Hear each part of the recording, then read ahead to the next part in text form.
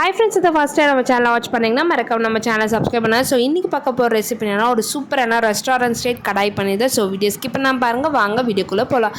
இதுக்கு ஒரு பேனில் 2 டேபிள் ஸ்பூன் ஆயில் ஆட் பண்ணிடுறேன். ஆயில் நல்லா ஹீட் ஆனதுக்கப்புறமா ஒரு ஆனியன் ஒரு கேப்சிகம் ஆட் பண்ணி ஒரு 2 to 3 மினிட்ஸ் நல்லா சாட்டே பண்ணி எடுத்துக்கோங்க. அது கண்ணாடி வந்ததுக்கப்புறமா ஒரு கடாயில் 2 டேபிள் ஸ்பூன் பட்டர் ஆட் பண்ணுறேன். பட்டர் நல்லா ஹீட் ஆனதுக்கப்புறமா காஷ்மீரி சில்லி ஆட் பண்ணுறேன். நம்ம நார்மல் சில்லி இல்லை, காஷ்மீரி சில்லி பார்த்திங்கன்னா கலர் கிடைக்கும். அதுக்காக தான்.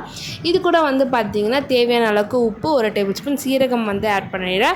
ஆட் பண்ணதுக்கப்புறமா நல்லா பொடியாக கட் பண்ணால் ஒரு ஆனியன் ஆட் பண்ணி நல்லா கோல்டன் ப்ரௌன் கலர் சேஞ்ச் ஆகட்டும். சேஞ்ச் ஆனதுக்கப்புறமா பார்த்திங்கன்னா ஒரு டேபிள் ஸ்பூன் இஞ்சி பூண்டு விழுது ஆட் பண்ணிவிட்டு நல்லா ராஸ்மெல் போகிற வரை மிக்ஸ் பண்ணி எடுத்துக்கலாம். இது கூட 2 தக்காளி நல்லா பொடியாக கட் பண்ணி வச்சுருந்தேன், அதையும் ஆட் பண்ணிட்டு ஒரு 2 மினிட்ஸ் நல்லா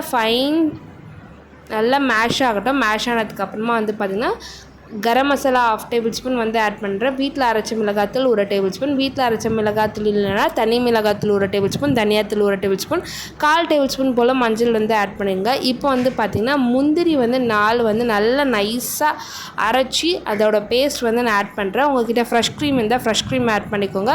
ஆயில் நல்லா ஃப்ளோட் ஆகி வந்ததுக்கப்புறமா நம்மளோட பன்னீர் ஆட் பண்ணி நம்ம ஆல்ரெடி வச்சுருந்த ஆனியனும் கேப்சிகமும் ஆட் பண்ணிவிட்டு ஒரு 2 மினிட்ஸ் நல்லா மிக்ஸ் பண்ணுங்கள். மிக்ஸ் பண்ணதுக்கப்புறமா ஒரு டம்ளர் வாட்டர் ஆட் பண்ணிடலாம். ஆட் பண்ணதுக்கப்புறமா பார்த்திங்கன்னா நல்லா ஆயில் ஃப்ளோட் ஆகி வர வரை நல்லா மிக்ஸ் பண்ணிக்கோங்க.